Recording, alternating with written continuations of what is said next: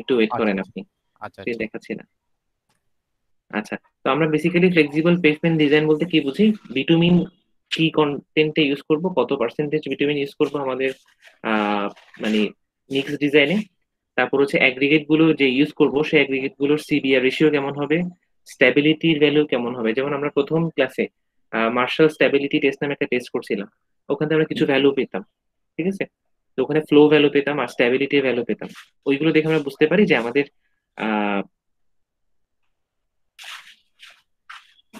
Result না পাওয়ার কোনো কারণ নাই। গুগল ক্লাসরুম চেক করলে রেজাল্ট দেখা যাবে, ঠিক আছে? রেজাল্ট গুগল ক্লাসরুমেই দেওয়া আছে। ওই যে গুগল ক্লাসরুমে যেখানে অ্যাসাইনমেন্টটা আছে, যে মিড টার্ম কোশ্চেন, ওই মিড টার্ম কোশ্চেন ওখানে ক্লিক করলে সবার যার যার মার্ক দেখা যাবে।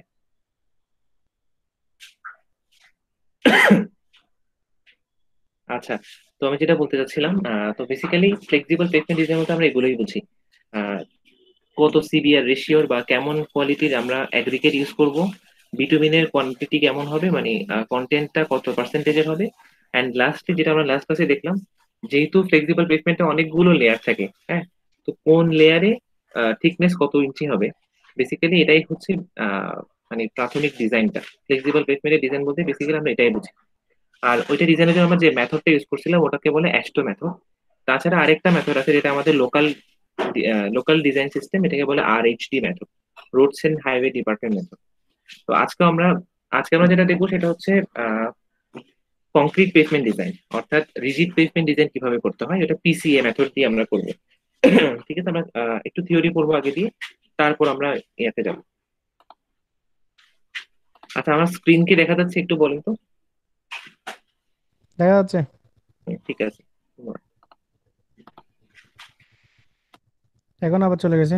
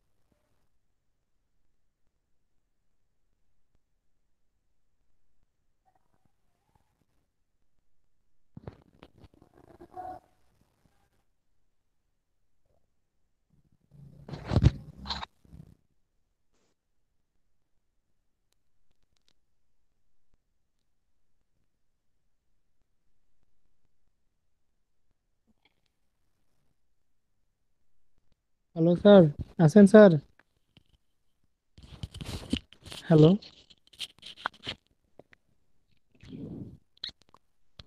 আমার কথা শোনা যাচ্ছে?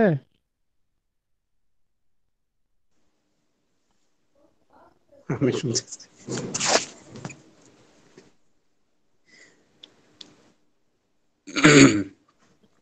হাত শুনতেছে নাকি?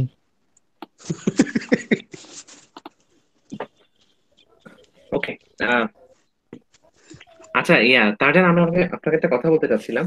জি স্যার। আপনাদের অনেক সময় আপনারা বিভিন্ন রকম প্রবলেমের কথা আমাকে বলছিলেন, ঠিক জি আছে? স্যার। জি স্যার। তো জি স্যার। প্রবাবলি নেক্সট উইকে আমি, এখন আমাদের এনাম স্যার একটু অসুস্থ, উনি বোধহয় ডেঙ্গুতে জি আক্রান্ত স্যার। হয়েছেন। এখন উনি জি স্যার। সুস্থ হলে, উনি বোধহয় ডেঙ্গুতে আক্রান্ত হয়েছেন, এখন ঢাকায় উনি। জি তো স্যার। আপনাদের বোধহয় ক্লাস কি নিচ্ছেন স্যার? আজকে ক্লাস হয়েছে নে- কোনো? না, না, না, না, না স্যার, আমি জিজ্ঞাসা করছিলাম। হ্যাঁ, তো উনি অসুস্থ বোধহয় এই কারণে নেই। তো উনি যদি জি স্যার। সুস্থ হন, উনি যদি ফিরে আসেন, আমি আপনাদের সেকশন আপনাকে ডাকবো, ওর অন্যান্য সেকশনে যারা সিআর আছেন তাদের সবাইকে ডাকবো, জি তাদের স্যার। বেসিক্যালি প্রবলেম গুলো কথা বলবেন এক। তারপর হচ্ছে জি। আপনাদের কি কি কোর্স বাকি রয়ে গেছে এখনো, যেগুলো জি আগের স্যার। সেমিস্টারে ছিল জি এবং স্যার। এবং এই সেমিস্টার আছে এবং বাকি রয়ে গেছে। হ্যাঁ, জি এগুলোর স্যার। কথা আমাদেরকে একটু বলবেন। যেটা হচ্ছে জি আমাদের স্যার। এখন কোঅর্ডিনেটরও নাই এক, তারপর হচ্ছে ফ্যাকাল্টি অনেকজন চলে গেছে। ফলে অনেক জি কাজই স্যার। করা যাচ্ছে না। তো আপনাদের সবাইকে একসাথে ডেকে আমাদেরকে আপনাদেরকে বলতে হবে, লিখিতভাবে হ্যাঁ একটু স্যার। লিখে দিন প্রবলেম গুলো কি কি। হ্যাঁ স্যার, আমারটা আমি লিখে নিয়ে আসবো স্যার। আমার প্রবলেম গুলো তো স্যার আমি একদম মুখস্থ বলতে পারবো, কিন্তু আমার সাবজেক্ট গুলো সবগুলো লিখে রাখবো স্যার আমি। সবগুলো ঠিক দিব আছে, ওটা আপনাদের। ওটা একটু আমরা নেক্সট উইক ইনশাল্লাহ ডাকার চেষ্টা করবো আপনাদের। জি স্যার। আচ্ছা, ওকে, ঠিক আছে, আমরা তাহলে ক্লাসে যাই এখন। জি স্যার। স্যার অ্যাটেন্ডেন্সটা কোথায় লিখবো স্যার? এখানে এখানে তো অ্যাটেন্ডেন্স থাকার জায়গা নাই। এখানে চ্যাট বক্স আছে একটা, দেখেন। কোথায় স্যার? এখানে চ্যাট বক্স কোথায়? ইন একটু ইন বুঝে কল দেখেন আমি। In call message. উপরে ডান দিকে, উপরে ডান দিকে, হ্যাঁ, উপরে ডান দিকে। আচ্ছা, জানেন, উপরে আপনি ডান। খুঁজে দেখেন। জি স্যার।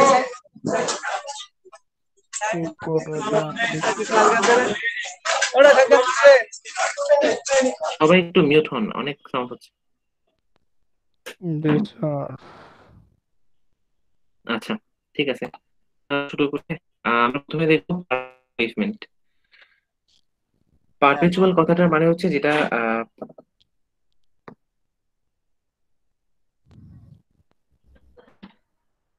আচ্ছা, একটু রেকর্ডিংটা অন করিনি আমাদের, এখানে রেকর্ডিংটা অন করা হয়নি। আচ্ছা, না, অন করা হয়েছে।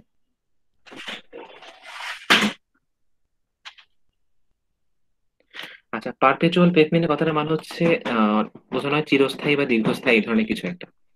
তো পারপেচুয়াল পেভমেন্ট দিয়ে আমরা বেসিক্যালি বুঝি যে পেভমেন্টটা অনেক দিন স্থায়ী হয়, ঠিক আছে, সহজে ফেল করে না, অনেক দিন স্থায়ী হয়। এবং বেসিক্যালি এখানে যে পেভমেন্টটা আলোচনা করা হচ্ছে ওটা হচ্ছে এইচএমএ পেভমেন্ট। এইচএমএ মানে হট মিক্স অ্যাসফাল্ট পেভমেন্ট অথবা ফ্লেক্সিবল পেভমেন্ট।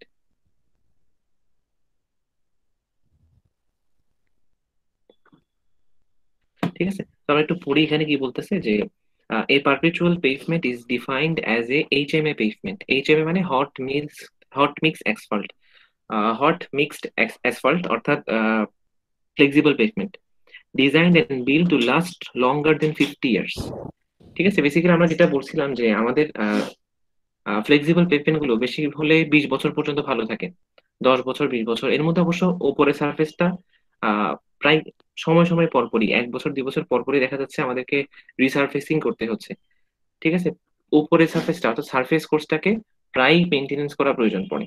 কিন্তু আহ যেগুলো যেটা ভেতরে লেয়ারে থাকে, যেগুলো স্ট্রাকচারাল লেয়ার মানে সাব বেস, বেস, সাবগ্রেড, ঠিক আছে, এইগুলো হচ্ছে আহ মোটামুটি 20 বছর পর্যন্ত ভালো থাকে, কিন্তু 20 বছরের মধ্যেই কিংবা 20 বছরে গিয়ে অনেকগুলি ফেল করে।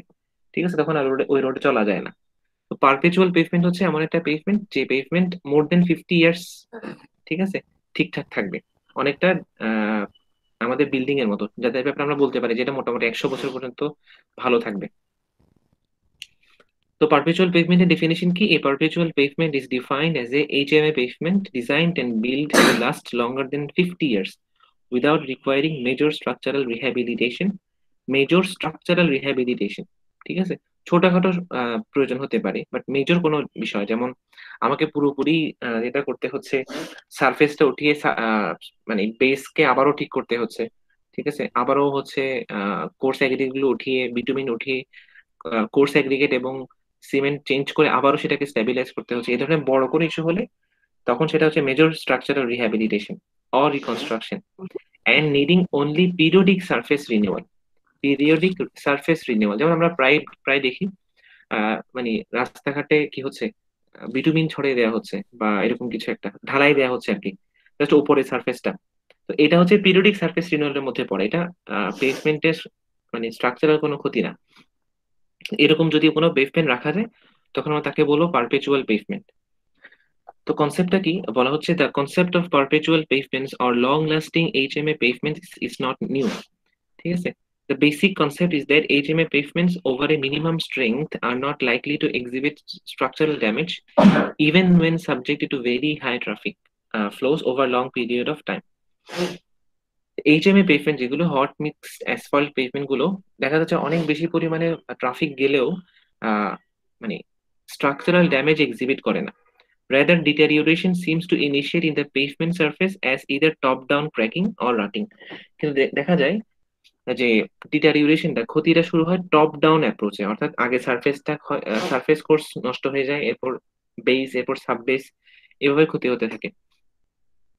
যদি আমরা সারফেস ইনিশিয়েটেড ক্র্যাকিং, অর্থাৎ সারফেস থেকে যে ক্র্যাকিংটা শুরু হয় সেটা ধরতে পারি, ঠিক আছে, এবং ধরে সেটা সমাধান করে ফেলতে পারি সাথে সাথে, তাহলে সেটা কি হবে না, টপ থেকে ডাউনে চলে যাবে না, বেস সারফেসকে নষ্ট করতে পারবে না।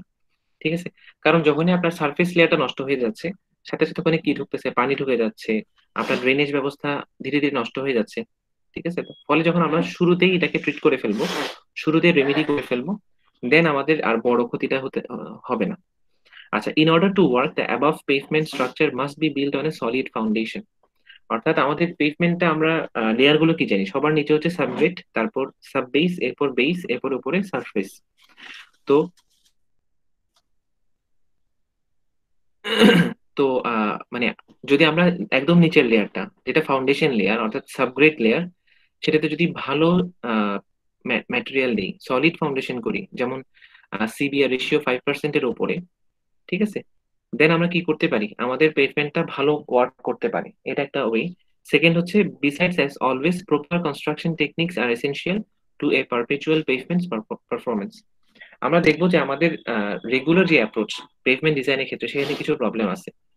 ঠিক আছে, যেমন কম্প্যাকশন ঠিকভাবে করা, তারপর হচ্ছে আমরা যখন বিটুমিনটাকে ছিটাই দিই বা বিটুমিনটা যখন উপরে দিয়ে দেওয়া হয়, সেই দেওয়ার ক্ষেত্রে যে প্রবলেম গুলো হয়ে যায়, হ্যাঁ, এই প্রবলেম গুলো যদি ঠিকঠাক মতো সলভ করা যায় এবং একদম হোমোজেনাসলি যদি আমরা বিটুমিন ছড়িয়ে দিতে পারি পুরো সারফেসে, তখন অনেকগুলো প্রবলেমই সলভ হয়। আচ্ছা।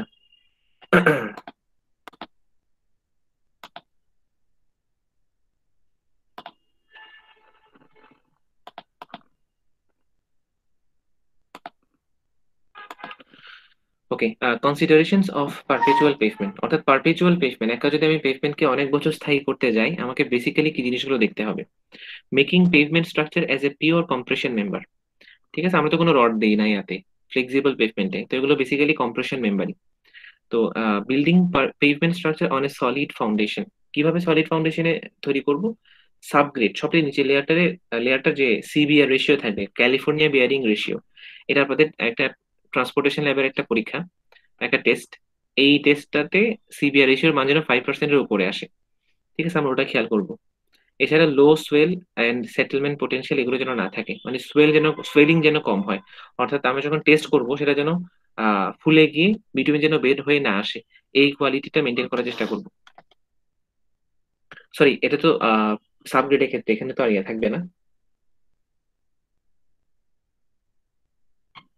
আহ কি বলে, বিটুমিন থাকবে না, তো বেসিক্যালি ওখানে যেটা বোঝানো হচ্ছে যে স্যান্ড গুলো দিয়ে আমরা তৈরি করবো, সেটা যেন সোয়েল না করে, হ্যাঁ, মানে ফুলে না যায়।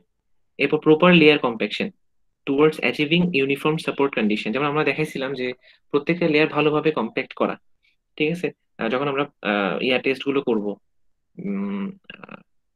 মার্শাল টেস্ট মেথড গুলোতে আমরা যখন কম্প্যাক্টিং করব, অথবা আমরা যখন রোড তৈরি করতে যাব, তখন যে কম্প্যাকশন করতে হয়, সেই কম্প্যাকশনটা ভালো ইকুইপমেন্ট দিয়ে করা।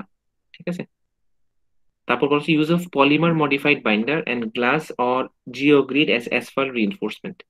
আমরা পড়বো যে আমরা রিজিড পেভমেন্টে কিন্তু মানে রিইনফোর্সমেন্ট আমরা ব্যবহার করি, ঠিক আছে, ডাওয়েল বার, তারপরে জয়েন্ট বার, এগুলো আমরা ইউজ করি, কিন্তু ফ্লেক্সিবল পেভমেন্টে আমরা এই ধরনের কোনো রিইনফোর্সমেন্ট ইউজ করি না। বাট তারপর যদি আমরা ওখানে পিএমবি বা পলিমার মডিফাইড বাইন্ডার, এটা আমরা পরে দেখবো, এটা বেসিক্যালি বিটুমিনের সাথে ইউজ করা হয়, পিএমবি বা পলিমার মডিফাইড বাইন্ডার। আর জিও গ্রিড, অর্থাৎ পাটের বা এই ধরনের যে ম্যাটেরিয়াল গুলো আছে, ওগুলোতে যে যে একটা রিইনফোর্সমেন্ট তৈরি করা হয়, ওইরকম কিছু যদি আমরা বিটুমিনের সাথে অ্যাড করে দিতে পারি, তাহলে পেভমেন্টের পারপেচুয়ালিটি বাড়ে, অর্থাৎ স্থায়িত্ব আরো বাড়ে।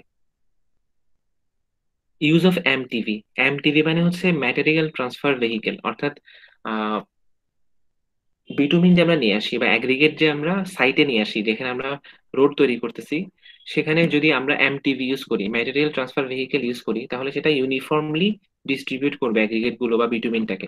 তখন যেটা হবে, অ্যাগ্রিগেট এন্ড টেম্পারেচার সেগ্রিগেশন হবে না।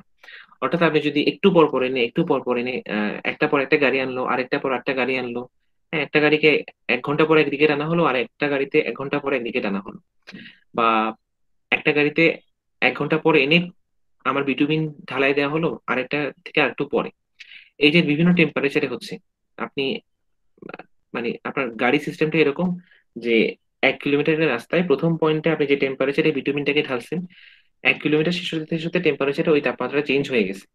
এই যে টেম্পারেচারের চেঞ্জ হয়ে যাওয়া, একটা সেগ্রিগেশন হওয়া, বিটুমিনের তাপমাত্রার পার্থক্য হওয়া, এই কারণে দেখা যাচ্ছে পেভমেন্টে অনেক প্রবলেম ক্রিয়েট হচ্ছে। পেভমেন্টে ওই জায়গাগুলো কালো কালো রয়ে যাচ্ছে, টেম্পারেচার কম রয়ে যাচ্ছে, তখন পরবর্তীতে ওই জায়গাগুলো ফল্টি রয়ে যাচ্ছে। ঠিক আছে।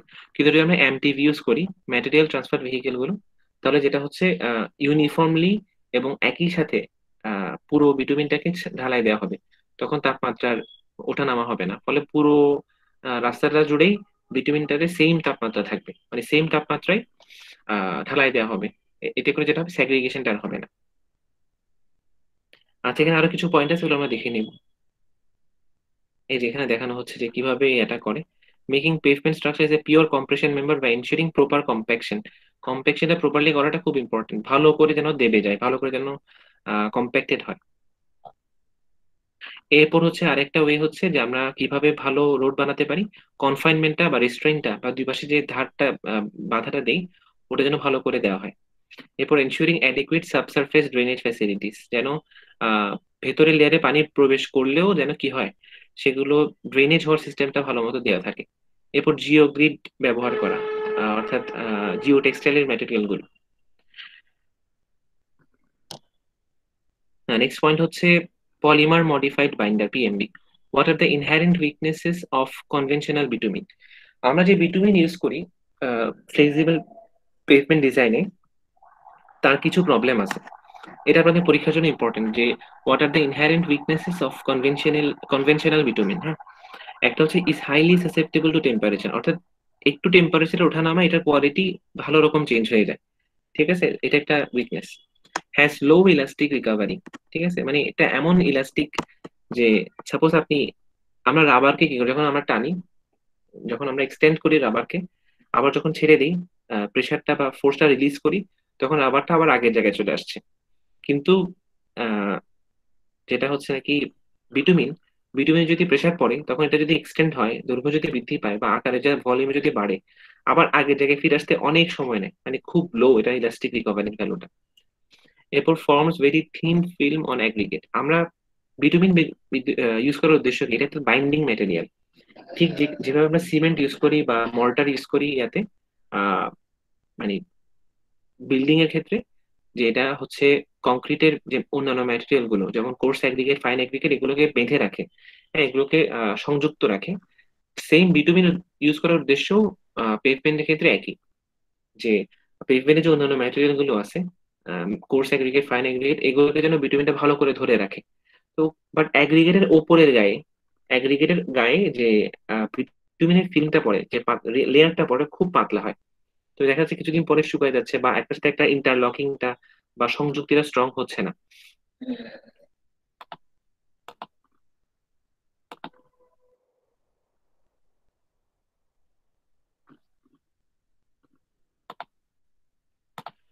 ওকে, সো হোয়াট ইজ পলিমার?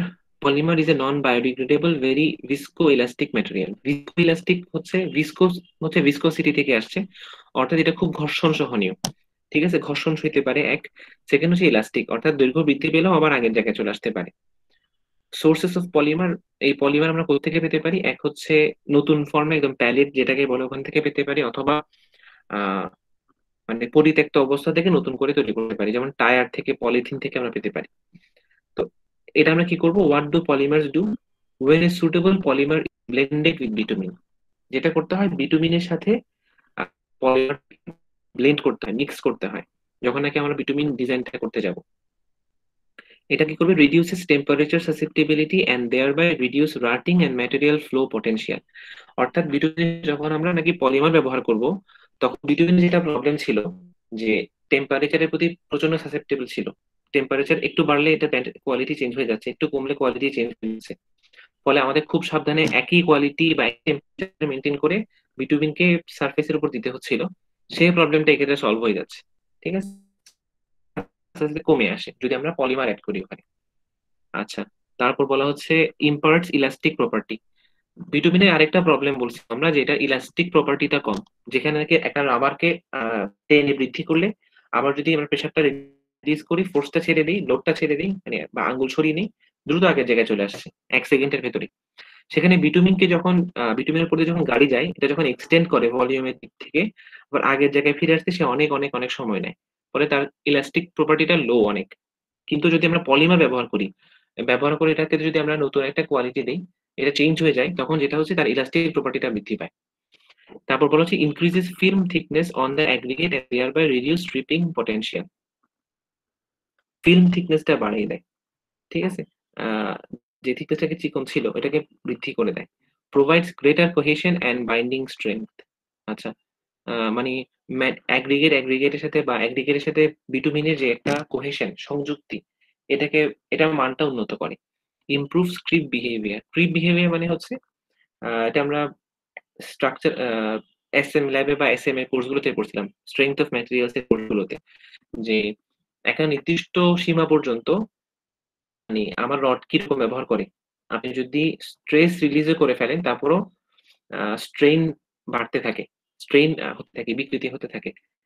এই বিহেভিয়ারটাকে তারা বৃদ্ধি করে বিটুমিনের ক্ষেত্রে। আচ্ছা, significance of PMB in Bangladesh. PMB কি? Polymer modified binder. অর্থাৎ পলিমার ব্যবহার করে যে বাইন্ডারটাকে মডিফাই করা হয়েছে। Heavy rainfall during monsoon causes inundation of pavement. Inundation মানে কি? অনেকটা ডুবে যায়। যখন নাকি প্রচুর বৃষ্টি হয় তখন আমাদের পেভমেন্ট গুলো কি হয়? ডুবে যায়।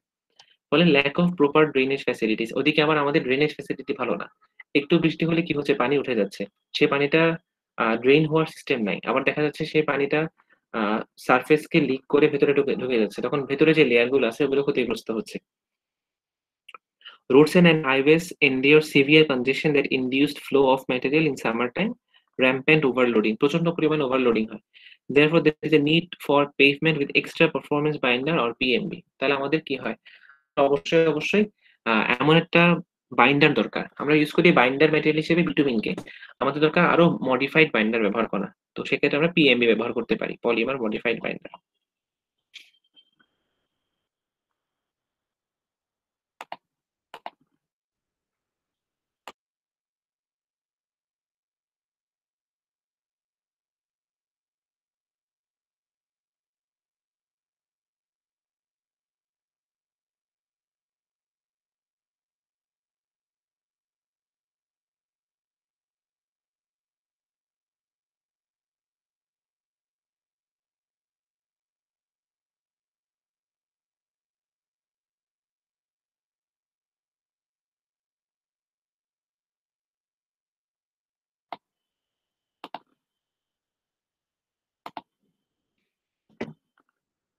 আচ্ছা, তো আমরা এখন দেখবো ম্যাটেরিয়াল ট্রান্সফার ভেহিকল কি এটা? আ এটার ব্যাপারে আমি করে বলছিলাম যে ভেহিকল ম্যাটেরিয়াল গুলো বহন করে নিয়ে আসার জন্য যে কতগুলো স্পেশালাইজড ম্যাটেরিয়াল ভেহিকল আছে সেগুলো ব্যবহার করা। যেমন এখানে আমরা একটা থার্মাল ফটোগ্রাফি দেখতেছি, হ্যাঁ? এখন কিছু জায়গায় পুরো জায়গাটা লাল বাট কিছু জায়গায় সবুজ। হ্যাঁ? কিছু জায়গায় তাপমাত্রাটা অনেক কম।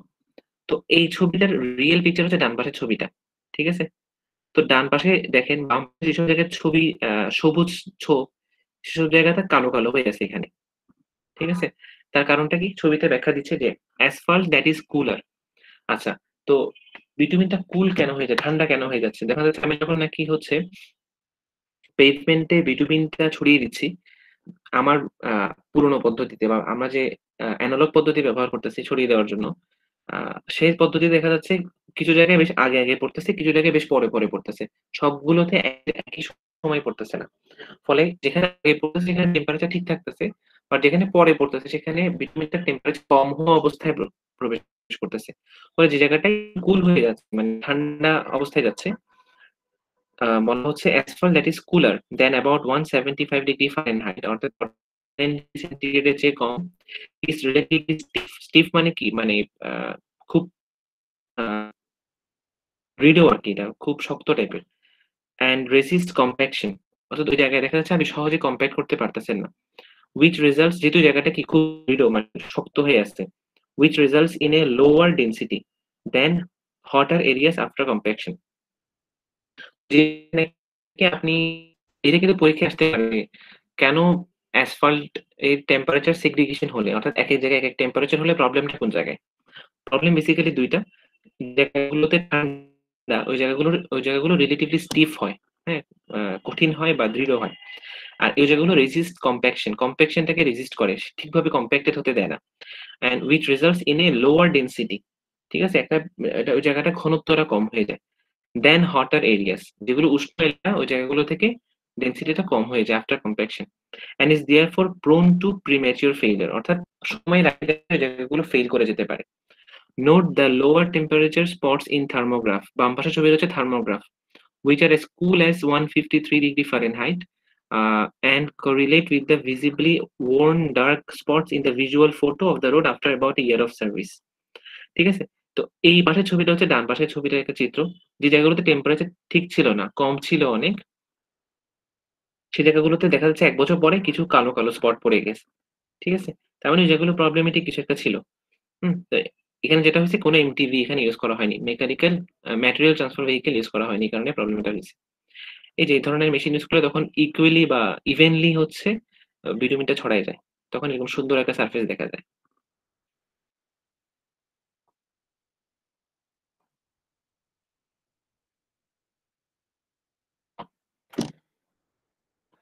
আচ্ছা, আমরা আরেকটা প্রবলেমের কথা পড়ি এখানে, যে কিভাবে যখন নাকি আমার মানে পানি জমে যায় সারফেসের উপরে, তখন কিভাবে সে পানিটা সারফেসের ভেতরে ঢুকে যায় সেটা নিয়ে একটা আলোচনা করি আমরা।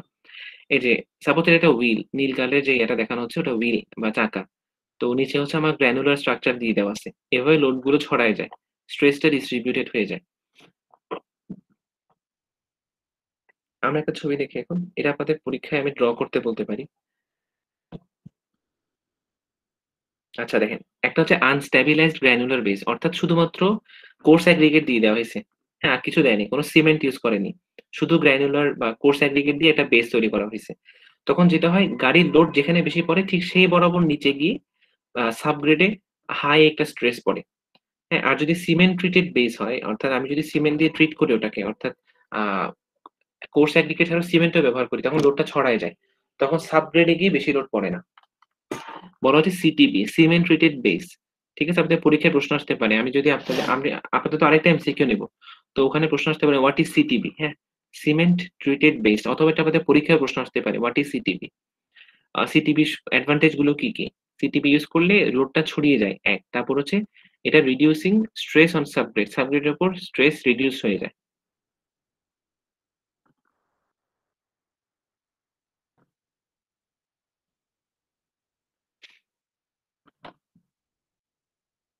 এই যে এখানে এটা দেখাচ্ছে যে হুইল লোডটা যেখানে কন্টাক্ট যেখানে হচ্ছে ওখানে একটু স্ট্রেস বেশি পড়তেছে, এরপর বিটুমিনাস লেয়ারে বেশি থাকে, এরপর আরো কমতে থাকে কমতে থাকে, সাবগ্রেডিং একদম কমে যায়।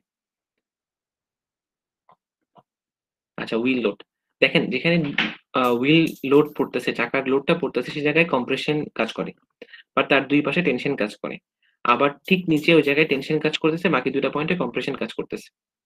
এই ছবিটা আপনাদের ড্র করতে হতে পারে, যদি মানে পানি জমে পেভমেন্টের উপরে তখন কি সমস্যা হয় এটা দেখানোর জন্য। সাপোজ এখন পানি জমে গেছে, হ্যাঁ, এখন যে জায়গায় কম্প্রেশন ছিল, যেহেতু এটা ফ্লেক্সিবল পেভমেন্ট এবং তখন গাড়ি চাকার লোড পড়লে এটা ডিফ্লেক্টেড হয়ে যায়। ঠিক আছে, তো যে জায়গায় নাকি হচ্ছে টেনশন ছিল ওই জায়গাগুলোতে ক্র্যাক তৈরি হচ্ছে একটা একটা। এই যে গাড়ি যেতে যেতে যেতে যেতে যেতে আস্তে আস্তে কি ওই জায়গাগুলোতে ক্র্যাক তৈরি হচ্ছে, হেয়ার ক্র্যাক, চুলের মতো সরু সরু ক্র্যাক তৈরি হচ্ছে। আর যে জায়গাটা নিয়ে কম্প্রেশন ছিল ওখানে পোর প্রেশার বৃদ্ধি পাচ্ছে, অর্থাৎ পানির যাওয়ার জন্য যে রাস্তাটা, যেহেতু অলরেডি ক্র্যাক দিয়ে পানি প্রবেশ করতেছে। ঠিক আছে, এখানে যে দুইটা ক্র্যাক, হেয়ার ক্র্যাক দেখানো হচ্ছে, ওটাতে অলরেডি পানি প্রবেশ করতেছে, এই পানিগুলো পোর প্রেশার, মানে যে পোর প্রেশারের যে এলাকা ওই এলাকায় আবার বের হয়ে আসতেছে। ঠিক আছে, compression underneath the tire increases pore pressure R tension force creates hair cracks। এখানে দেখাচ্ছে যে কিভাবে পানি প্রবেশ করে, sequence of pavement failure under submerged condition, যখন নাকি পেভমেন্টের উপর পানি জমে তখন কিভাবে আস্তে আস্তে এটা ফেইলিয়ারের দিকে যায় তার একটা ব্যাখ্যা দেওয়া আছে। আমরা অলরেডি দুইটা পয়েন্ট বলছি, যে জায়গাগুলোতে টেনশন ছিল পেভমেন্ট এভাবে ডিফ্লেক্ট করার কারণে ওই জায়গাগুলোতে হেয়ার ক্র্যাক তৈরি হচ্ছে, চুলের মতো সরু ক্র্যাক তৈরি হচ্ছে। আর যে জায়গাটা হচ্ছে কম্প্রেশন ছিল ওই জায়গাগুলোতে পোর প্রেশার বেড়ে যাচ্ছে, যেটা হয় হেয়ার ক্র্যাকের এলাকাগুলো দিয়ে পানি প্রবেশ করে আর পোর প্রেশারের এলাকাগুলোতে পানি বের হয়ে আসে। ঠিক আছে, এই যে ছবিতে যে দেখানো হচ্ছে। তো আমরা সিকোয়েন্স গুলো দেখি, এটা আপনাদের পরীক্ষায় আসতে পারে যে sequence of pavement failure under submerge condition, submerge কন্ডিশনের আন্ডারে কিভাবে পেভমেন্ট ফেল করে। প্রথমে যেটা হয়, water enter into pavement through hair cracks, এই ছোট ছোট যে হেয়ার প্যাক গুলো থাকে, এগুলো দিয়ে কি হয়, আমার পানি প্রবেশ করে ভেতরে। তারপর successive compression causes high pore pressure and resulting ejection of water. তারপর একের পর এক যখন গাড়ি দিতে থাকে, ভলিউম যখন, ট্রাফিক ভলিউম যখন বাড়তে থাকে, পোর প্রেশারটাও আরো বাড়তে থাকে আস্তে আস্তে। ওকে। তারপর ejection of water with high pressure cause stripping effect and breaks bond between aggregate. এরপর জায়গা থেকে তো পানি বের হতে থাকে, পানি বের হতে হতে হতে কি হয়, জায়গাটা স্ট্রিপ হয়ে যায়, বা ওখানকার যে অ্যাগ্রিগেট থাকে ওগুলো ছিঁড়ে যায়, মানে ভেঙে যায়, আলাদা আলাদা হয়ে যায়। এবং এতে কি হয়, অ্যাগ্রিগেট গুলো বন্ড আলাদা কমে যায়। Action of running water and buoyancy factor both cause accelerated loss of aggregates. এভাবে আস্তে আস্তে কি হয়, খুব দ্রুতই অ্যাগ্রিগেট গুলো লস হতে থাকে, অ্যাগ্রিগেট হারিয়ে যেতে থাকে। ঠিক আছে। এই যে আমরা এখনো রাস্তাঘাটে দেখি বিভিন্ন জায়গায়, মানে একদম পানি জমেই আছে ওই জায়গাটায়। ঠিক আছে। ওই জায়গাটায় পানি জমতে জমতে জমতে হয়েছে কি, আলটিমেটলি অ্যাগ্রিগেট গুলো উঠেই গেছে, উপরের লেয়ারের সারফেসটা নষ্ট হয়ে গেছে। তারপর যেটা হচ্ছে ইভেন্চুয়ালি কজেস লার্জ পট হোলস। এই যে আমরা এখনো দেখি, কয়েকদিন বৃষ্টি হলে দেখি জায়গায় জায়গায় পানির পট জমে যায়, পানি জমে থাকে। মেনলি এই প্রসিডিওর ফলো করে ওখানে পট হোল গুলো ক্রিয়েট হয়েছে, এবং আস্তে আস্তে একসময় যেটা হয়, পুরো পেভমেন্টটা ফেল করে।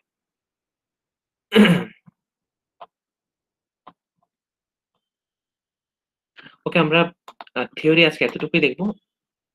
এখন আমরা ম্যাথ দেখবো ইনশাআল্লাহ। আমি একটু 1 মিনিট পরে আসতেছি, আপনার একটু ওয়েট করেন। এখন আমরা ম্যাথ দেখবো।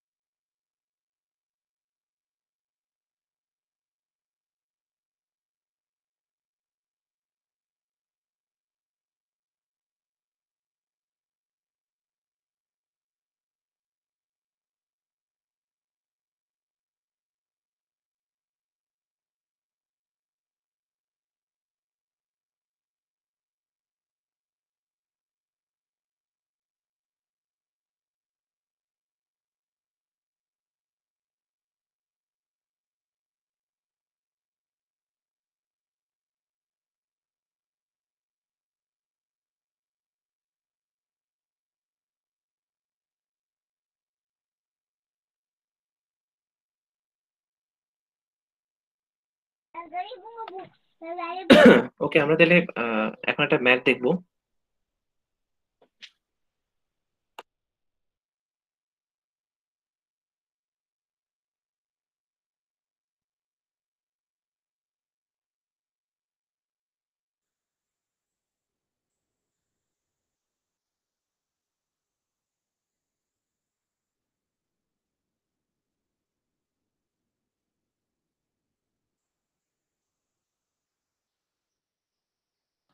আচ্ছা, তাহলে আমরা এখন ম্যাথটা শুরু করব।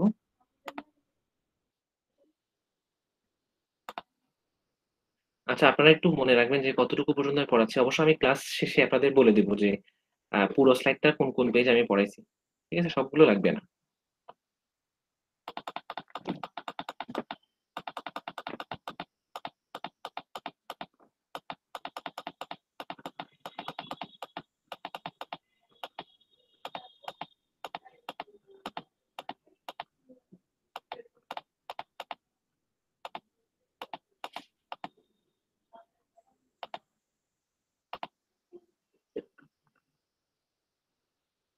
এই যে আমরা এখন ডিজাইন করব রিজিড পেভমেন্ট। এর আগের ক্লাসে আমরা ডিজাইন করছিলাম ফ্লেক্সিবল পেভমেন্ট। ঠিক আছে, পিসিএ থিকনেস ডিজাইন মেথড দিয়ে। ওকে।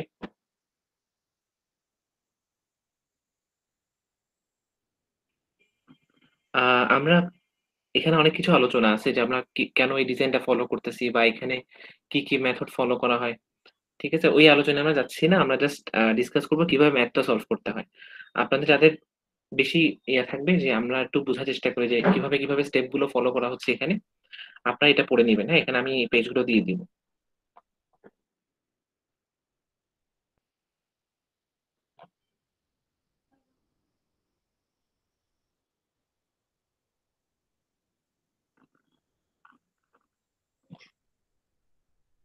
সো ওকে, আমরা একটা অঙ্কটা শুরু করি।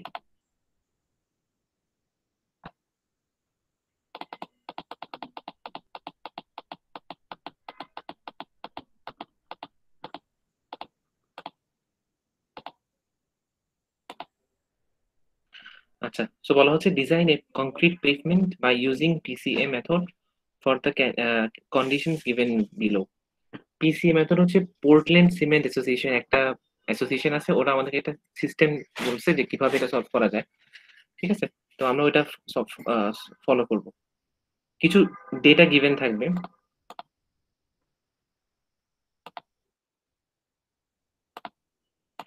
ঠিক আছে, কিছু ডেটা গিভেন থাকবে। আহ সেই ডেটাগুলো হচ্ছে যেমন ট্রাফিক কত, এডিটির ভ্যালুটা দিয়ে দেওয়া থাকবে, এভারেজ ডেইলি ট্রাফিক। এরপর সে ট্রাফিকের মধ্যে আহ আচ্ছা, সে ট্রাফিকের মধ্যে কত পার্সেন্ট হচ্ছে ট্রাক, ওটাও বলে দেয়। অ্যানুয়াল গ্রোথটা কত, মানে ট্রাফিক ডিজাইন ট্রাফিক ভলিউম যেটা বলে দিচ্ছে সেটা থেকে গ্রোথ কত পার্সেন্ট হবে প্রতি বছর। Modulus of rupture 650 PSI, modulus of subgrade reaction k, এগুলো হচ্ছে কিছু কোএফিসিয়েন্ট, এগুলো আমাদের ইউজ করতে হবে। 100 পিএসআই, ডিজাইন লাইফ 20 বছর।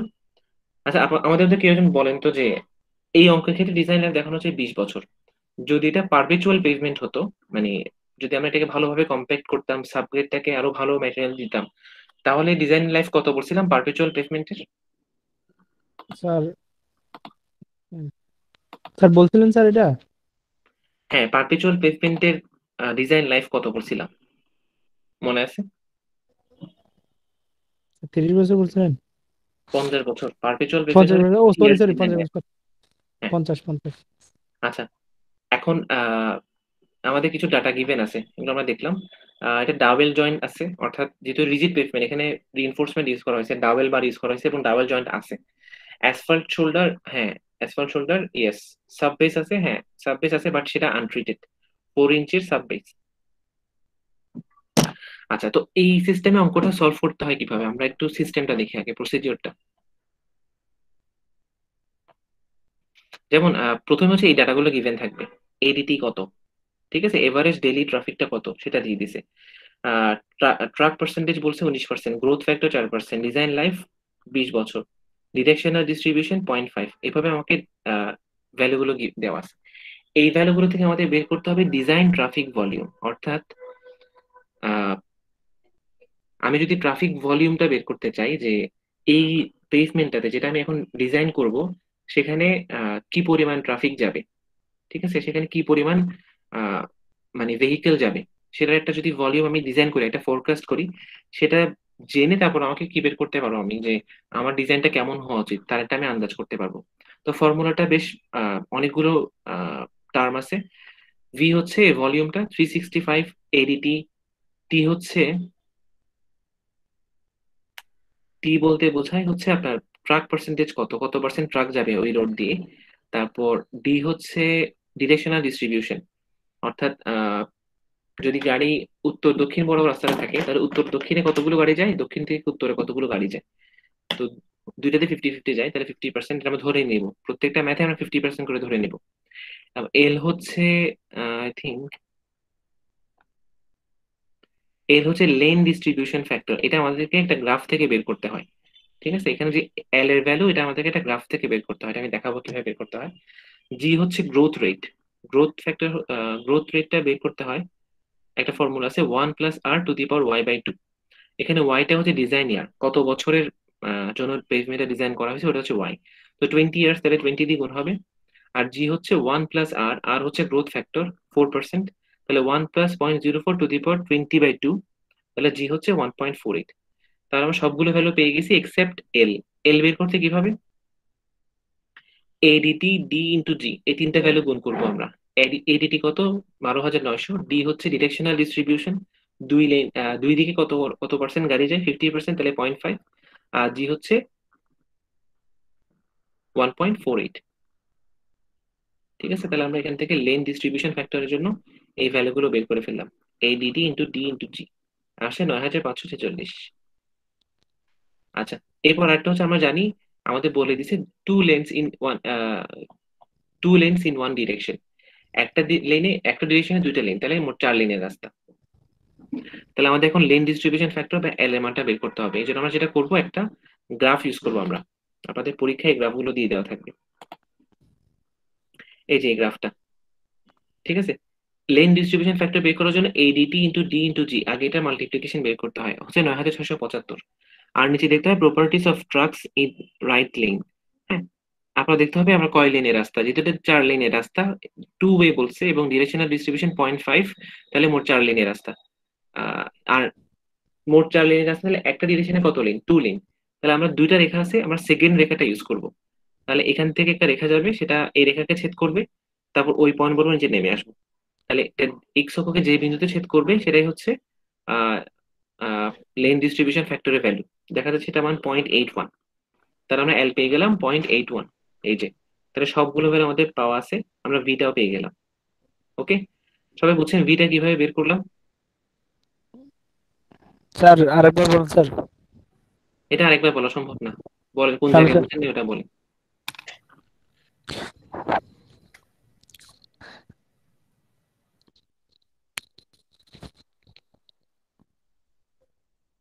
কোন জায়গায় বুঝেন না একটু বলেন।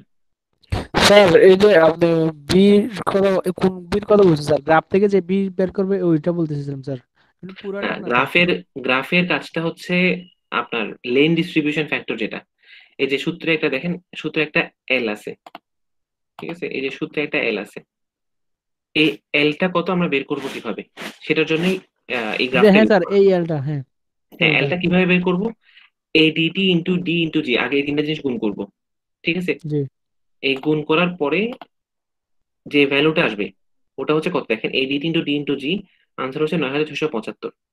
তারপর সেটাকে গ্রাফে বসাবো, যেহেতু 9675 আর গ্রাফে ভ্যালুগুলো 10,000-এ, হাজারে দেওয়া, তাহলে 8,000 10,000 এটার শেষের দিকে কোথাও বসবে, ঠিক আছে, এই যে বসালাম। তারপর দুইটা রেখা দেওয়া হুম। এখানে, আমাকে যে কোনো একটা রেখা ছেদ করাতে হবে।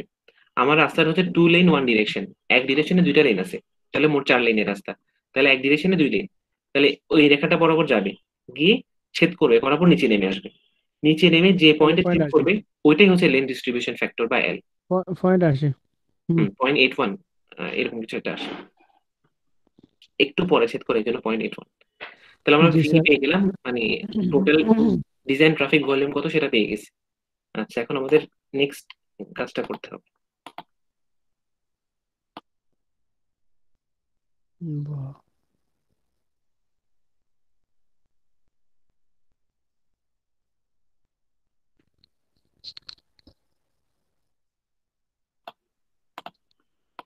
দেখেন আলটিমেটলি আমাদের বের করতে হচ্ছে কয়টা ট্রাক যায় আসলে, ঠিক আছে। তো আনসার চলে আসছে, এটুকু পর্যন্ত শেষ, বাট অঙ্কটা এখনো শেষ হয়নি, এটা জাস্ট 20% অফ দ্য ম্যাথ। মানে অঙ্কের 20% শেষ হয়েছে মাত্র স্যার? হ্যাঁ, বাবা, এটা দিলে শুধু এটা দিলে 10 মার্কে একটা অঙ্ক থাকবে, আর কিছু থাকবে না এখানে। এটা অনেক বড় অঙ্ক স্যার এটা। হ্যাঁ, এটা অনেক, বাট কঠিন অঙ্ক না, একদম সহজ, কিন্তু স্টেপ গুলো বেশি আর কি। এটা তো মানে আপনার পুরো ট্রান্সপোর্টেশনের বেশি সবচেয়ে যেটা স্ট্রাকচারাল দিকটা, সেটা তো জি এই স্যার। ম্যাথগুলোই, কিভাবে রোড ডিজাইন করবেন, কিভাবে রাস্তা বানাবেন, এটাই তো এখানে। হুম হুম। তাহলে স্যার কতটা গাড়ি যাচ্ছে, কতটা গাড়ি আসতেছে, কতটা ট্রাক যাচ্ছে, এটার উপর ডিপেন্ড করে তো স্যার আমরা স্ট্রাকচারটা করবো। হুম হুম হুম, এটার উপর ডিপেন্ড করে হ্যাঁ, এগুলোই বেসিক্যালি। স্যার সার্ভে করে তো ওই রাস্তার মধ্যে বসে সার্ভে করে, মানে এটা এটা তো আপনাদের এখানে ইউসিডিসি তে করানোর কথা, আমি আমার থিসিস স্টুডেন্টদেরকে এটা করাচ্ছি। মানে কতটা গাড়ি যাচ্ছে কতটা গাড়ি আসতেছে ওটা স্যার। ওইটা মানে শুধু সাইকেলের জন্য করতেছি আমরা, মানে আমাদের এটা হচ্ছে আপনার হুম। লাস্ট সেমিস্টারে পড়ছেন কিনা, একটা ইয়া ছিল, flow fluctuation curve. Flow. Transition okay. Fluctuation curve বলা হয় এটাকে। অর্থাৎ মানে সারা দিনে যদি আপনি গাড়ির সংখ্যা বিচার করেন, হ্যাঁ তাহলে হ্যাঁ হ্যাঁ। ভলিউম কেমন হবে, দুইটা পিক থাকে। স্যার উনি ম্যাথ করা ছিল স্যার ওরকম ধরনের একটা, মানে মানে প্র্যাকটিক্যাল করে নাই স্যার। আচ্ছা আচ্ছা, আচ্ছা ঠিক আছে, তাহলে আমরা এটা দেখি। আহ জি স্যার। হুম, তো এটা করার জন্য যেটা করতে হবে, আমাদের প্রথমে একটা মানে ইয়া ধরে নিতে হবে, কিছু ভ্যালু দেওয়া থাকবে এখানে, যেমন modulus of rupture M R 650 PSI, modulus of subgrade reaction k হচ্ছে 100 PCI, pound per inch cube. Okay, তো এই অঙ্কটা সলভ করতে হলে যেটা করতে হবে, আমাদেরকে ট্রায়াল এন্ড এরর যেতে হবে। অর্থাৎ আমি আহ, একটা থিকনেস আমি অ্যাজিউম করে নিব, হ্যাঁ, একটা থিকনেস আমি কল্পনা করে নিব। তো আমি ধরলাম 9.5 ইঞ্চি, ঠিক আছে। আপনাদের সবগুলো টেবিল আমি পরীক্ষার সময় দিয়ে দিব। জি দেখেন স্যার। আমাকে বলা হচ্ছে 9.5 ইঞ্চি, আর হচ্ছে কে ভ্যালু হচ্ছে 100 PCI দেওয়া, আর সাবগ্রেডে কে ভ্যালু দেওয়া হচ্ছে সাব বেসে কে ভ্যালু হচ্ছে স্যার 4 স্যার ইঞ্চি। আপনি স্ক্রিনটা একটু বড় করতে পারেন, ডান দিকে যে তীর চিহ্নটা আছে ক্লিক করলে বড় হয়ে যাবে স্যার। হুম হুম হ্যাঁ। হুম। আচ্ছা।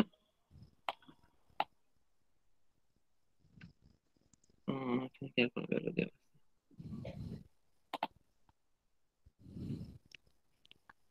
আচ্ছা, সাব বেসের কে ভ্যালু বলা হচ্ছে 4 ইঞ্চি, এটা কোথায় দেওয়া? এই যে সাব বেসের কে ভ্যালু 4 ইঞ্চি। তাহলে আমরা এদিকে 100 নিলাম, এদিকে 4 নিলাম।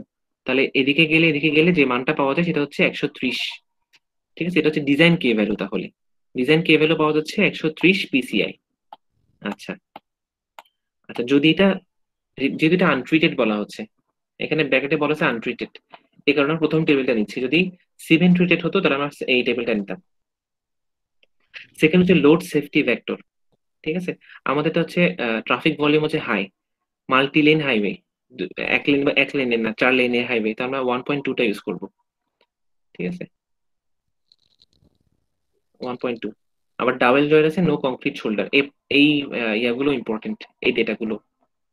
আচ্ছা, এখন আমাদেরকে এই এটা বুঝতে হবে কিভাবে এটা ইউজ করব। স্যার আমরা প্রথমে যে 104 ইঞ্চি বসালাম, ওই 100 হলো পিসিআই, ওই ওই মানটা স্যার, কে এর ভ্যালু যেটা বসাইছি আমরা 100। এই 100টা, হ্যাঁ। জি এই স্যার। যে এই যে 100 PCI দেওয়া আছে এটা। পিসিআইটা না? হ্যাঁ। আচ্ছা আচ্ছা। আর চার সাবজেক্ট, হচ্ছে এটা, তার হচ্ছে সাববেসের থিকনেসটা, সাববেসের থিকনেসটা। সাবজেক্টের থিকনেসটা আমরা ধরছি কোনটা স্যার, ধরে নিছি কোনটা স্যার? ধরে নিচ্ছি হচ্ছে থিকনেসটা। এখানে 4 ধরে ইঞ্চি। নেওয়ার কিছু নাই, ওই 4 ইঞ্চিটা ধরে নেওয়া না, এটাও গিভেন ছিল, কোশ্চেনে গিভেন থাকবে। 9.5 ইঞ্চিটা ধরছিলাম আমরা স্যার, 9.5 ইঞ্চি। হ্যাঁ, ওটা আপাতত এখানে কোনো কাজ নেই। আচ্ছা, ওকে স্যার। ওকে। আচ্ছা।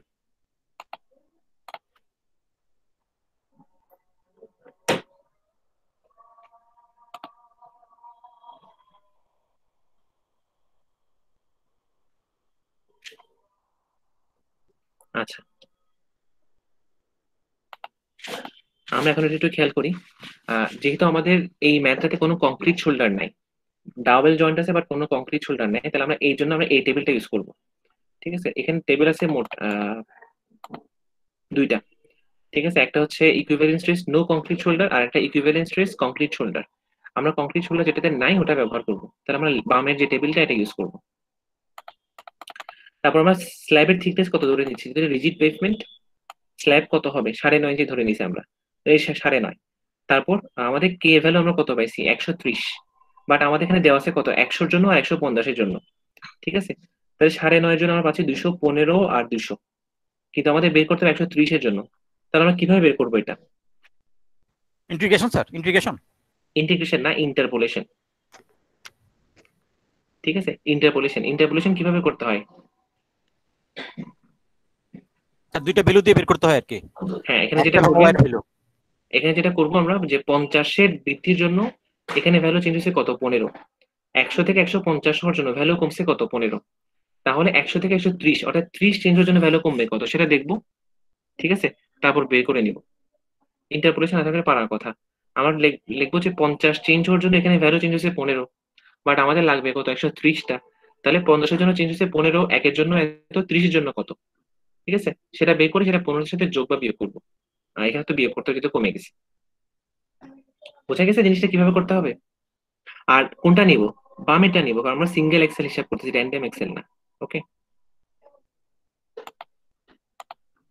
ঠিক আছে। এই যে ফর স্ল্যাব থিকনেস 9.5 ইঞ্চি আর কে এর মান 130 PSI, তাহলে ইকুইভ্যালেন্ট স্ট্রেস হচ্ছে 215 থেকে বিয়োগ করব। 50-এর ডিফারেন্সের জন্য 30, একের জন্য কত, 15-এর জন্য কত। ঠিক আছে, এটা আনসার আসবে 9। তো 215 থেকে 9 বিয়োগ করে 206 আসছে, তাহলে 130-এর জন্য হচ্ছে 206। এরপর আমাদের একটা স্ট্রেস রেশিও ফ্যাক্টর বের করতে হয়। এই ইকুইভ্যালেন্ট স্ট্রেসটাকে এম আর এর যে ভ্যালুটা ছিল 650, ওটা দিয়ে ভাগ করতে হবে। 0.317 চলে আসছে।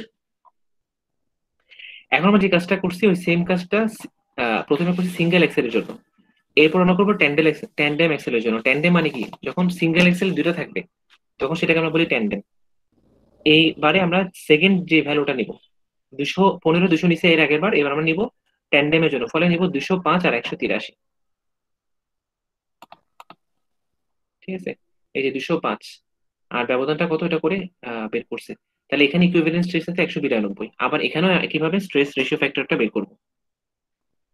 এই কাজটা বোঝা গেছে আমরা কিভাবে বের করছি ইন্টারপোলেশন করে,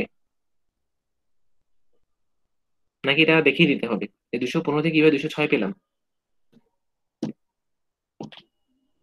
পারা যাবে?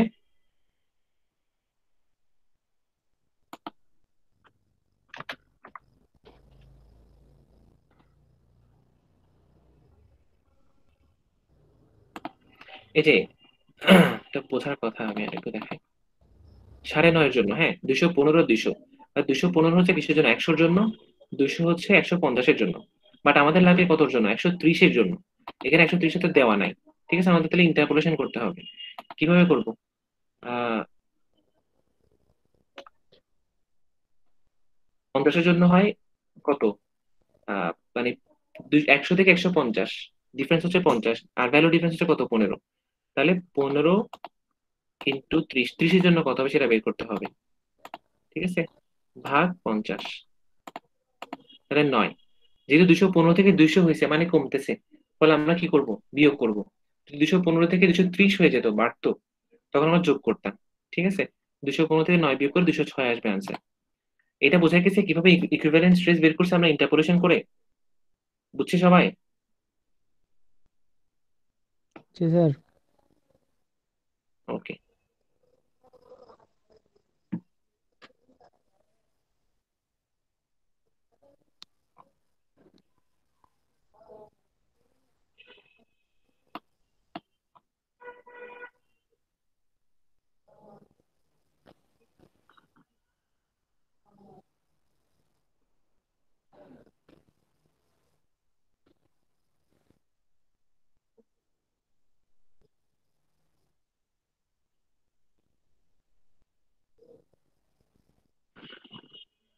আচ্ছা, তো এতক্ষণ আমরা যে ভ্যালু গুলো বের করছি এখানে, স্ট্রেস রেশিও ফ্যাক্টর 0.317, ঠিক আছে, আহ, এগুলো থেকে বেসিক্যালি আমরা স্ট্রেস রেশিও ফ্যাক্টরটা বের করি। এই যে 0.317 একটা আসছে, আর একটার জন্য আসছে 0.295। এরপর আমরা বের করব ইরোশন ফ্যাক্টর। আমাদের শর্ত কি ছিল? Double joint, no concrete shoulder. তাহলে প্রথমটাতে কি লেখা? ডাবল জয়েন্ট কংক্রিট শোল্ডার, তাহলে এটা নিব না আমরা। তারপরটা লেখা নো ডাবল কংক্রিট শোল্ডার, এটাও নিব না কারণ আমাদের ডাবল ছিল। ঠিক আছে, তাহলে আমাদের কি হবে? Double joint, no concrete shoulder. তো আমরা এই টেবিলটা ইউজ করব। আর আমাদের ইয়া হচ্ছে 9.5। ঠিক আছে, আচ্ছা, তাহলে এগুলোর জন্য আমরা বের করে নিয়ে আসবো। সেম আগের মতো ইন্টারপোলেশন করে আমরা এখান থেকে ভ্যালু বের করবো। সিঙ্গেল এক্স এর জন্য আছে 2.59, আর ট্যান্ডেম এক্স এর জন্য আছে 2.79। এই 9.5টা স্যার যেটা আমরা ধরে নিয়েছিলাম সেটা না স্যার? সেটাই, হ্যাঁ।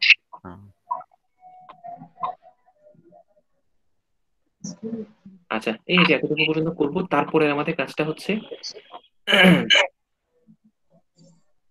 এই যেখানে ডেটাগুলো আছে, আহ, আমার এখানে একটা,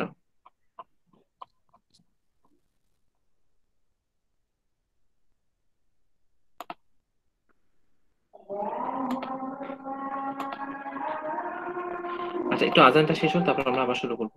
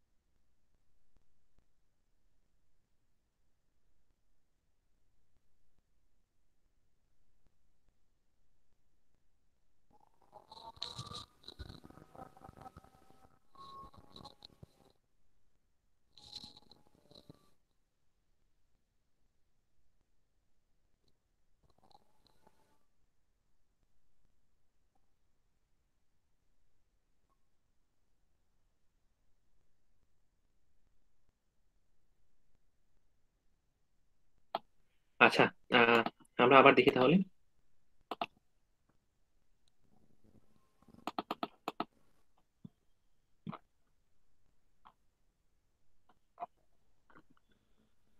এই যেখানে এক্সেল লোড ভ্যালু বসাতে হয়, এটা হচ্ছে আমাদের একটা পেজ। এই পেজে আমাদের ভ্যালুগুলো ইনক্লুড করতে হয়। ঠিক আছে, সিঙ্গেল এক্সেল ভ্যালুগুলো বসাতে হবে। তো কোত্থেকে বসাবো হচ্ছে এইখান থেকে। এই দুটো যে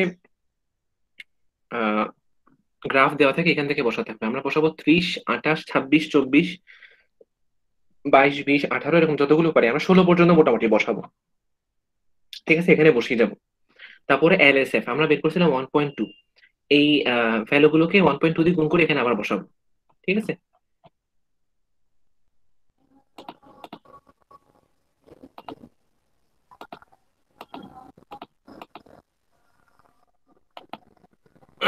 এই যে এখানে 30, 28, 26, 24, 22, 20, 18, 16, এইভাবে আমরা ভ্যালুগুলো বসাই যাবো। এই ভ্যালুগুলো আমরা কোথেকে পাবো? এই যে এখান থেকে 30 থেকে মোটামুটি 16 পর্যন্ত বসাবো। ঠিক আছে। তারপর সেগুলোকে প্রত্যেকটা ভ্যালুকে 1.2 দিয়ে গুণ করে এই কলমটা আবার ফিল আপ করবো। তারপর 30-এর জন্য আমরা যে ভ্যালুটা পাবো এখানে, আহ এই যে এই গ্রাফগুলো থেকে, এই যেমন 30-এর জন্য 6,310, 28-এর জন্য 14,690, 26-এর জন্য 30,140, এভাবে 16 পর্যন্ত যা ভ্যালু এখানে দেওয়া আছে এগুলো বরাবর বসিয়ে দিব। ঠিক আছে, এই কলামটাকে বলে এক্সপেক্টেড রিপিটেশন। অর্থাৎ আমরা মনে করি যে এতগুলো ট্রাফিক আসবে সিঙ্গেল এক্সেলের জন্য, এতগুলো ট্রাফিক 28 এক্সেলের জন্য, এতগুলো ট্রাফিক। ঠিক আছে। তারপর চতুর্থ যে কলামটা, এটা fatigue analysis column. Allowable repetition, আমরা কতটুকু এক্সপেক্ট করতেছি আর কতটুকু আমরা অ্যালাউ করব। ঠিক আছে, এটা বের করব। তো অ্যালাউ করবো কত, আমাদেরকে এই গ্রাফ দুটো ইউজ করতে হবে। এগুলোকে বলে নমোগ্রাফ, আমরা ইউজ করবো এগুলো। ঠিক আছে, এখানে দেখেন একটা মাঝখানে লেখা স্ট্রেস রেশিও ফ্যাক্টর। সিঙ্গেল এক্সেলের জন্য আমরা একটা স্ট্রেস রেশিও ফ্যাক্টর পেলাম, আর একটা পাইছি হচ্ছে ট্যান্ডেম এক্সেলের জন্য, ওটা 0.295 ছিল। আর হচ্ছে আমরা সিঙ্গেল এক্সেলে কিছু লোড পাইছি, ট্যান্ডেম এক্সেলে কিছু লোড পাইছি। তো ওই লোড গুলো যেগুলো সিঙ্গেল এক্সেলের জন্য ওগুলো এখানে বসাবো, বসিয়ে দেখাটা স্ট্রেস রেশিও ফ্যাক্টর এর পয়েন্ট দিয়ে পাস করে এই ঘরে যাবো। এভাবে 30 থেকে শুরু করে যতগুলো আমরা পারি, 36 থেকে 33.6, 31.2, যতগুলো সম্ভব আমরা ভ্যালুগুলো নিব। নিতে নিতে একটা পর্যায়ে কি দেখা যাবে, আমার যে ইয়াটা, অর্থাৎ গ্রাফটা, গ্রাফের বাইরে চলে যাচ্ছে একটা দাগ। এই যে একটা গ্রাফ, দুইটা পয়েন্ট গ্রাফের বাইরে চলে গেছে, তাহলে ওই জায়গাকে আমরা আর ইন্টারসেকশন করা, ভাবে ছেদ করা বন্ধ করে দিব। ঠিক আছে, এই যে আনলিমিটেড লিখে দিব এখানে। আর ট্যান্ডেমের ক্ষেত্রে দেখেন, আহ ট্যান্ডেমের ক্ষেত্রে একটু বেশি দূর পর্যন্ত গেছে। সরি, জাস্ট দুইটা ঘর, একটা দুইটা, এরপর আর যাওয়া লাগেনি, 2 নম্বর ঘরটায় বাইরে চলে গেছে। যে যেগুলো পিঙ্ক কালারের কালি, প্রথমটা গেছে, সেকেন্ডটা বাইরে চলে গেছে। ওকে, তাহলে এভাবে আমরা কাজ করবো।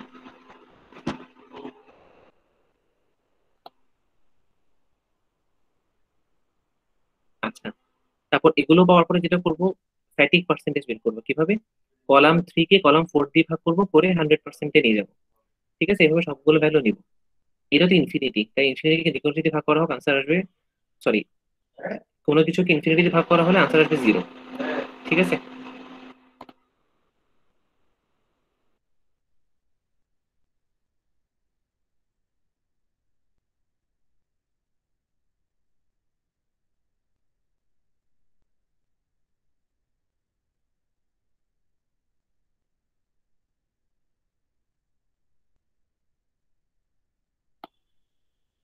ওকে, আমরা তাহলে আরেকবার দেখি।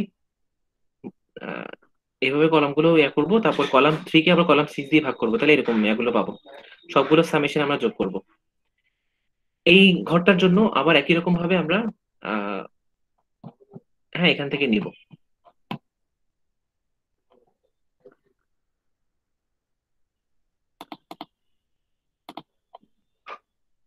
ঠিক আছে, এটা হচ্ছে ট্যান্ডেম এক্সেলের জন্য। আচ্ছা, এখানে হচ্ছে আবার ইরোশন ফ্যাক্টর একটা আছে। দুইটা গ্রাফ আছে, একটা হচ্ছে স্ট্রেস রেশিও ফ্যাক্টর আর একটা ইরোশন ফ্যাক্টর, আমরা দুইটার জন্য বের করছিলাম। ঠিক আছে, এই যে আমরা এখান থেকে যে করছিলাম, এই যে দুটা চার্ট, এরকম একটা চার্ট, এরকম একটা চার্ট, এই চার্ট থেকে একটা রেশিও পাইছি, এই চার্ট থেকে একটা রেশিও পাইছি। ঠিক আছে, তো এই চার্টে যে রেশিওটা, সেখান থেকে একটা স্ট্রেস ফ্যাক্টর পেলাম, ওই চার্ট থেকে একটা ফ্যাক্টর পেলাম।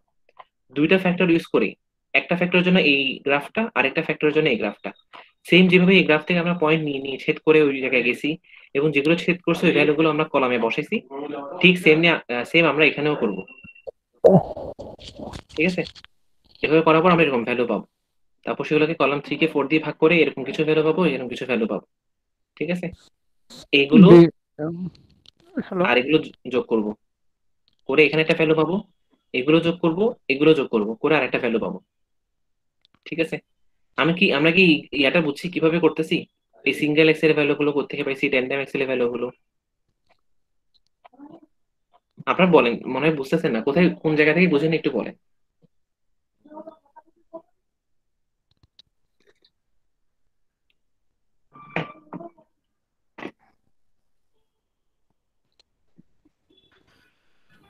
স্যার এখানে নোমোগ্রাফ কয়টা ইউজ করবো আমরা? নোমোগ্রাফ আমরা ইউজ করবো দুইটা। এই যে দুইটা। আমরা দুইটা রেশিও ফ্যাক্টর ইউজ করে বের করছি না, একটা এই চার্ট থেকে একটা এই চার্ট থেকে। এই এই চারটা আমরা চার্টে স্যার এক সেকেন্ড স্যার, এই চারটা আমরা মেনশন করব যে আমাদেরকে কি বলছে ওই ওই রেফারেন্সে, তাই তো স্যার? হুম, আচ্ছা, ভ্যালুটা নিয়ে আমরা নোমোগ্রাফে ফেলবো। হ্যাঁ, যেমন এই যে এখানে দেখেন 206 পাওয়া গেছে, জি ওটাকে মডুলাস অফ রাপচার দিয়ে ভাগ করলে একটা রেশিও পাওয়া যায়। জি এটা হচ্ছে স্ট্রেস রেশিও ফ্যাক্টর। তো এই ফ্যাক্টরের জন্য আমরা একটা নোমোগ্রাফ পাচ্ছি, এই যে এটা স্ট্রেস রেশিও ফ্যাক্টর। ঠিক আছে, জি। আচ্ছা, আরেকটা হচ্ছে কোথায়, ওটা হচ্ছে ইরোশন ফ্যাক্টর, এই গ্রাফটা, এই যে ইরোশন ফ্যাক্টর 2.59, এটার জন্য আমরা একটা নোমোগ্রাফ ইউজ করবো, এই যে ইরোশন ফ্যাক্টর, মানে এটা হলো স্যার ইডিউশন ফ্যাক্টরের জন্য এই নোমোগ্রাফটা। এই নোমোগ্রাফটা। হ্যাঁ, আর আগেরটা স্যার কি ফ্যাক্টর ছিল? আগের ছিল stress ratio factor. Stress ratio factor. তাহলে নোমোগ্রাফের নিচে তো স্যার লেখা থাকবে কোনটা কোন গ্রাফ, কোন হ্যাঁ নোমোগ্রাফ। হ্যাঁ হ্যাঁ, অবশ্যই লেখা থাকবে। আচ্ছা এই যে এটা আচ্ছা। লেখা থাকবে ফ্যাটিক অ্যানালাইসিস আর ইরোশন অ্যানালাইসিস। ইরোশন বা স্যার ইরোশন হ্যালো। ফ্যাক্টর।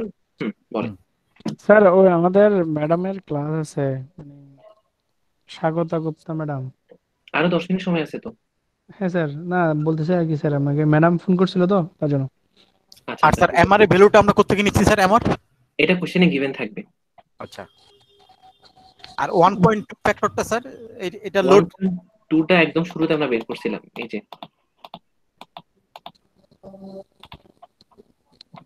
এই 1.2 মাল্টিলেন হাইওয়ে আমাদেরটা, তাই 1.2। এটা কি দেওয়া থাকবে স্যার? হ্যাঁ, এটা দেওয়া থাকতে পারে, নাও দেওয়া থাকতে পারে, আপনি এটা মনে রাখবেন না, এটা তো সহজ, যে কোনো তিনটা আচ্ছা রাখতে হবে। এটা কি কনস্ট্যান্ট না, এটা মনে রাখতে হবে তাই তো স্যার? হ্যাঁ হ্যাঁ হ্যাঁ। আচ্ছা স্যার, ওই ইয়া থেকে চার্ট থেকে স্যার, যে চার্ট থেকে স্যার এই চার্টের ভ্যালুগুলো আমরা বসাবো 1.2 দিয়ে মাল্টিপ্লাই করে, তাই তো? হ্যাঁ হ্যাঁ হ্যাঁ, সিঙ্গেল এক্সেলের জন্য এই ভ্যালু গুলো, ট্যান্ডেম এক্সেলের জন্য এই ভ্যালু গুলো। আচ্ছা, দুইটা টেন্ডেন্সি বের করতে হবে, দুইটা এক্সেল বের করতে হবে স্যার? বুঝি নাই। মানে সিঙ্গেল এক্সেল বের করতে হবে, টেন্ডেন এক্সেল বের করতে হবে, না বলা থাকবে কোন এক্সেল? না, দুইটাই বের করতে হবে, এই যে আমার এখানে দুটাই আছে, সিঙ্গেল এক্সেল, ট্যান্ডেম এক্সেল। জি স্যার। তাহলে আমাদের স্যার আমাদের খাতার মধ্যে এই টেবিলটা আঁকতে হবে, এই চার্টটা আঁকতে হবে। এই টেবিলটা আঁকতে হবে না, এটা আপনাদের আমি সফট কপি দিয়ে দিব, আপনার ছবিটা প্রিন্ট করে ইয়া করতে হবে। জি স্যার, বুঝছি। পরীক্ষার আগে থেকে প্রিন্ট করে রাখতে পারেন, যদি এটা প্রিন্ট করে পরীক্ষায় রাখতে দেন পারে। করবেন, ওকে, যদি পরীক্ষায় দিই নাও দিতে পারি, দিতেও পারি। বুঝছি। আচ্ছা, তাহলে দেখেন এখানে সবগুলো যোগ করে 57.1 আসছে, এদিকে 2.13 আসে, যোগ করলে 59.23 আসে। স্যার আর এই এই এদিকে যোগ ভ্যালুগুলো করলে আমরা পাইছি কোথা থেকে স্যার? এই যে বড় ভ্যালুগুলো যেমন 1 লাখ, 1,70,000, 17 লাখ, এই ভ্যালুগুলো স্যার? এই যে আমরা যখন এখানকে ভ্যালুটা বসিয়ে এই জায়গায় ছেদ করে ওই জায়গায় নিয়ে যাচ্ছি, তখন এইখানে ভ্যালুগুলো আছে। আচ্ছা। ঠিক আছে, এই যে 10,000, 1 লক্ষ, 10 লক্ষ, 1 কোটি, হুম। যেগুলো বাইরে চলেছে ওগুলো আমি নিব না, ওইখানে গিয়ে শেষ, আমার আর ড্র করা লাগবে না। এই দেখেন এখানে আপনার আহ ইয়া ছিল কত পর্যন্ত, অনেক ঘর পর্যন্ত গেছে 3 নম্বর কলামটায়, বা 4 নম্বর কলামটা দেখেন 4-5টা কি থেমে গেছে, কারণ হলো কি ইনফিনিটি আসছে সেই কারণে। হুম। জি স্যার। ঠিক আছে, এইটাই হচ্ছে কথা।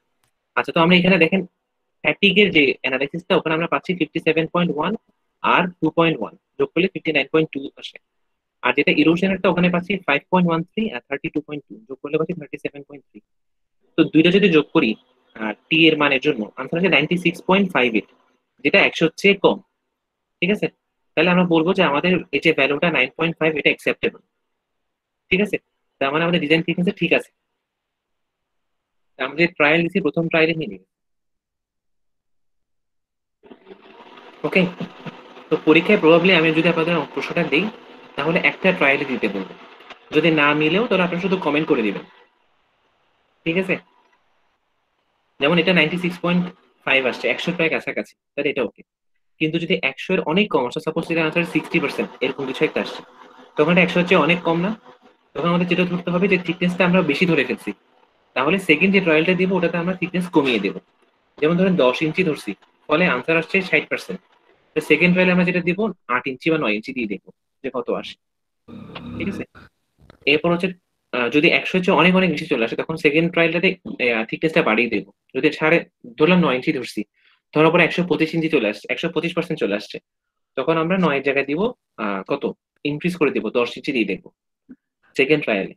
তো আপনাদের পরীক্ষায় দুইটা ট্রায়াল দেওয়ার দরকার নেই, একটা ট্রায়াল দিলেই হবে। একটা ট্রায়াল দিয়ে যদি আনসার এগুলোর মতো আসে, তখন আপনার জাস্ট ব্যাখ্যা করে দিবেন যে সেকেন্ড ট্রায়ালটাতে আমাকে থিকনেসটা কমিয়ে ধরতে হবে, বা যদি 100 এর চেয়ে অনেক বেশি, তখন বলবেন সেকেন্ড ট্রায়ালটাতে আমাকে থিকনেসটা বাড়িয়ে ধরতে হবে। জাস্ট এই লাইনটা লিখে দিবেন। আপনাদের পরীক্ষায় অনেকেই ম্যাথ গুলোতে 6-5 পাইছেন বা 5-4 পাইছেন, তার কারণ হচ্ছে আপনাদের এই যে ইম্পর্টেন্ট যে কমেন্ট গুলো এগুলো করেন নাই, ঠিক আছে? যেমন আপনাদের যে একটা ব্লেন্ডিং, অ্যাগ্রিগেট ব্লেন্ডিং ছিল, ওখানে যে বলতে হতো যে এই ঘরটা মিলে নাই, ওই ঘরগুলো উল্লেখ করে দেওয়া প্লাস লিখে দেওয়া যে ঘরটাতে এই জায়গায় মিলে নাই, আমি সর্বোচ্চ পরিমাণ ট্রাই করছি, তারপর মানে আহ এই পার্সেন্টেজ নিচ্ছি, তারপরেও মিলেনি, ঠিক আছে? আমাদের ম্যাথ এতটুকুই। তাহলে আপনাদের এই ম্যাথটাও হচ্ছে রিজিড প্লেসমেন্ট ডিজাইন নিয়ে, পিসিএ মেথডে।